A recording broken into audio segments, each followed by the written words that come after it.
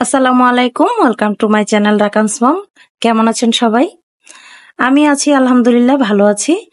খুব গরম পড়েছে, মুখের রুচিটাই নষ্ট হয়ে গেছে, কোনো কিছুই যেন খেতে ভালো লাগে না।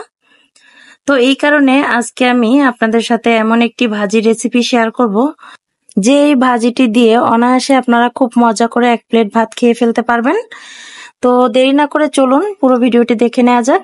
তার আগে যদি আপনি আমার চ্যানেলে নতুন হয়ে থাকেন, প্লিজ চ্যানেলটি সাবস্ক্রাইব করে দিবেন ও পাশে থাকা বেল আইকনটি ক্লিক করে দিবেন, যাতে আমার নতুন ভিডিও আপলোড দেওয়ার সঙ্গে সঙ্গে আপনার ফোনে নোটিফিকেশন চলে যায়।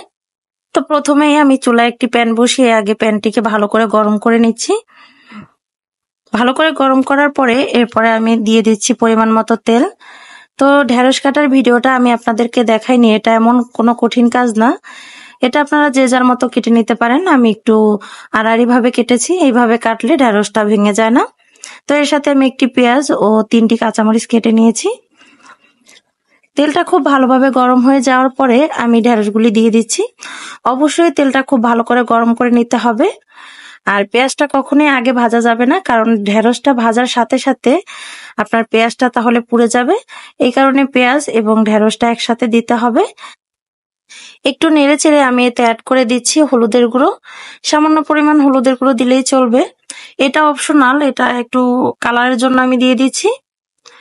এরপর আমি এতে অ্যাড করে দেব পরিমাণ মতো লবণ। লবণটা যে যার স্বাদ মতো দিবেন। একটু নেড়ে চেড়ে লবণ ও হলুদের গুঁড়ো ঢেঁড়সের সাথে মিশিয়ে ঢাকনা দিয়ে ঢেকে দিতে হবে। তো এটা আমি ঢাকনা দিয়ে ঢেকে মাত্র 2 মিনিট জাল করে নেব, জাস্ট ঢেঁড়সটা যাতে একটু ভালো করে সিদ্ধ হয় এই কারণে। বেশিক্ষণ ঢেকে রাখা যাবে না, তাহলে ঢেঁড়সের কালারটা নষ্ট হয়ে যাবে। এ পর্যায়ে চুলার হিট অবশ্যই হাই হিটে রাখতে হবে। ঢেঁড়সটা A to Z ভাজা অবধি আপনারা হাই হিটে এটাকে ভেজে নেবেন, না হলে এটার কালারটা নষ্ট হয়ে যাবে। ঢেঁড়স ভাজার ক্ষেত্রে একটি বিষয় আপনারা অবশ্যই মাথায় রাখবেন, এটি হচ্ছে প্যানটিকে অবশ্যই খুব ভালো করে গরম করে নিতে হবে এবং তেলও খুব ভালো করে গরম করে নিতে হবে। তেল এবং কড়াই যদি খুব ভালো করে গরম হয়ে যায়, এরপর যদি আপনারা ঢেঁড়স দিয়ে দেন, এটা কখনোই লেগে যাবে না। তো দেখুন, আমার ঢেঁড়স ভাজিটা করার সময় আপনারা দেখে নিশ্চয়ই বুঝতে পারছেন এটা একটুও লেগে যায়নি।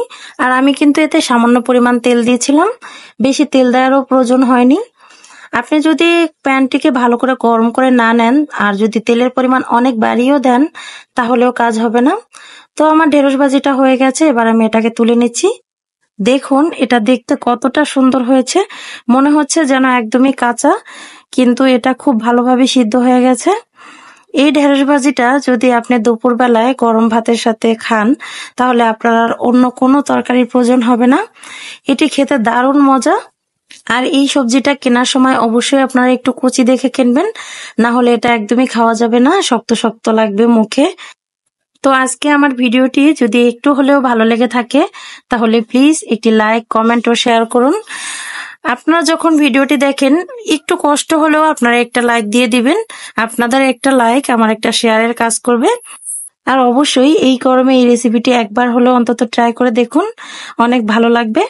তো ভালো থাকুন, সুস্থ থাকুন, আল্লাহ হাফেজ।